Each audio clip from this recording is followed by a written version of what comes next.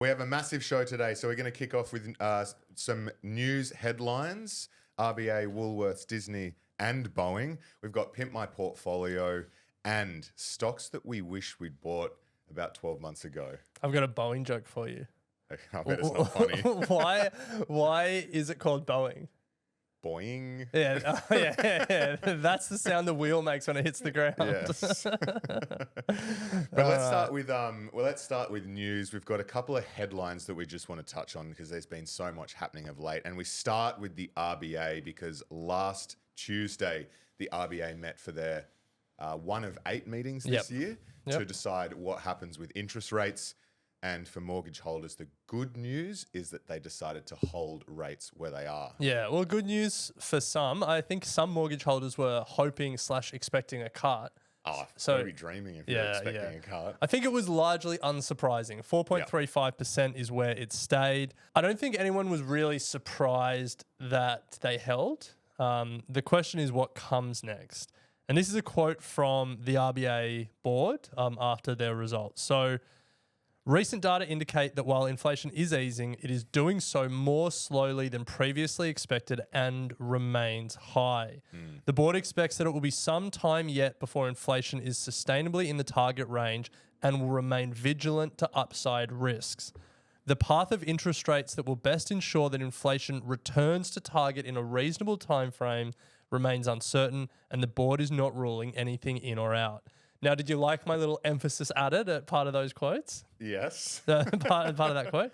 Basically, reading between the lines, they're saying they're not ruling out another move up. Yeah. And if inflation stays stubbornly above the target range of 2 to 3%, there's going to be more rate rises. Yeah. Well, this whole time, so many commentators, well, not so many, but a number of commentators have suggested it needs to get to the 5s to get inflation back to where it should be. So time will only tell. But yeah, certainly no rate cuts for now. Yeah. Next one, Ren. Woolworths. Yep. They can't stay out of the headlines. They can't stay out of the headlines. They may be heading towards a 4-day work week. Yes. Exciting news, but temper your expectation, Bryce's former colleagues, because of the 150,000 rough employees at Woolworths, it may only benefit 14,000 of you. Okay. So that 14,000... are they in stores? Are they at what they call the Ivory Tower? Is that what they call it? No, they don't call it that. The stores call it. The Coles suppliers used to call Coles head office Battleship Galactica or something like that. Some ominous spaceship reference. Yeah. Anyway, different story.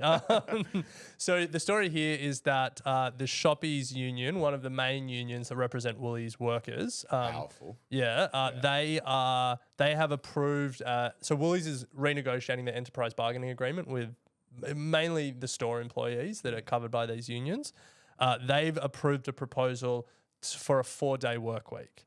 Now, the details on the 4-day work week is full-time store employees generally will have a 5-day roster with 38 hours working. Full-time, normal hours. Full-time. Yeah. And basically this proposal is rather than doing 38 hours over 5 days, you can do 38 hours over 4 days, which is like a 9.5-hour day, 4 days a week. Yeah. But hot inside tip, they're doing that anyway. Oh, I mean, store employees, like department managers. Oh my goodness! No one was working an 8-hour day. No way. No way. Yeah. 12 minimum. It was brutal. I just remember when I first, because when you start, so I was at Coles, Bryce was at Woolies. For people who are new to Equity Mates, welcome. And I just remember when you start at these companies, you start in store to get a sense of it. Yeah. And like bakery managers coming in on days off to check that the shelves were fully stocked, and like it was brutal. Yeah, and. This probably won't help the conversation around profiteering, but like the constant battle between trying to improve efficiency in stores and essentially reduce cost, i.e. labor dollars, and the expectation of what is then produced by stores going up. It was a very tough environment for these guys. So this is one I'll be interested to watch as well, but only 14-ish thousand of the hunt, so about 10% of the workforce. Yeah. Next one, Disney earnings. Are they back? Well, so it's earnings season, as we've covered on the podcast, and there's been a number of surprises, but perhaps the biggest surprise is that Disney Plus, the streaming service, turned a profit. Yeah. What the hell? Insert cheering noise here. Disney Plus being the streaming service. Yes. Disney Plus being the streaming service that I'm binging at the moment because of Shogun. Yeah, I really want to watch Highly it. recommend. Yeah. So Disney Plus, for reference, makes about $20 billion a year in revenue, but all of that revenue is unprofitable. Disney has burnt a lot of money on this streaming platform, and people were starting to ask what the long-term vision is. We don't have a good answer on what Disney looks like post this transition out of the cable business and into the digital age. Parks. I'm telling you. Star Wars cruises. Yes. But Disney Plus itself turned a profit.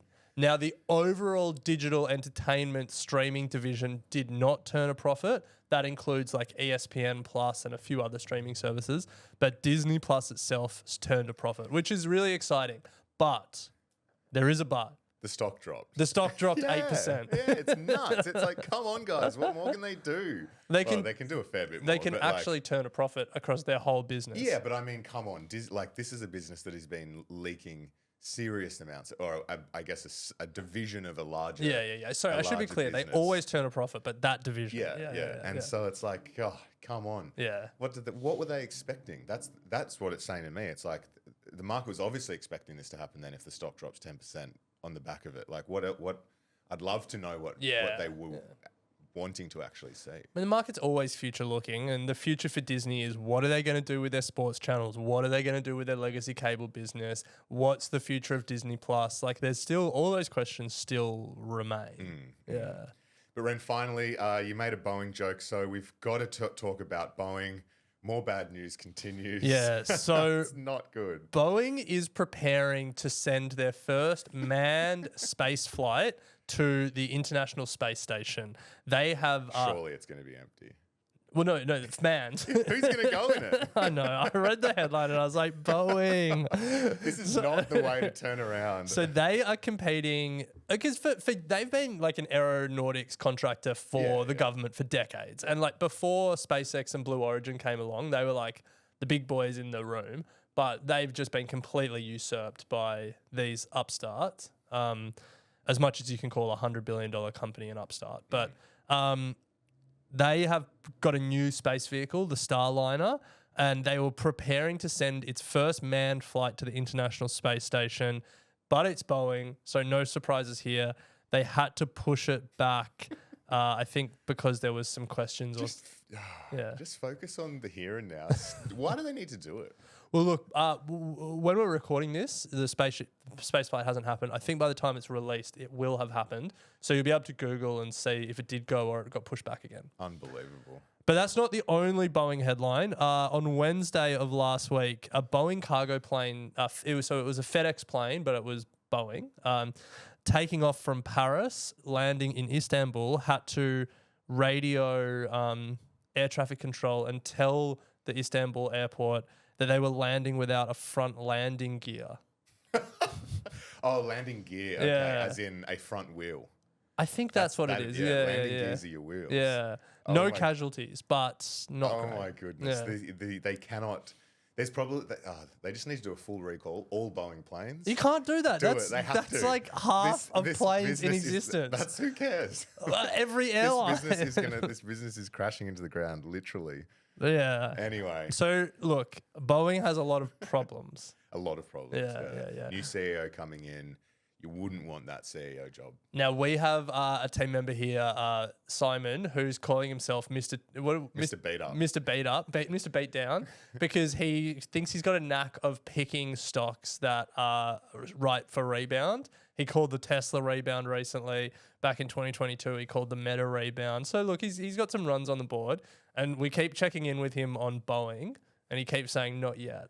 Not yet. Not yet. There feels like I feel like there's more to go. Maybe we'll have to get him on the pod at some point when he thinks it's time. Yes.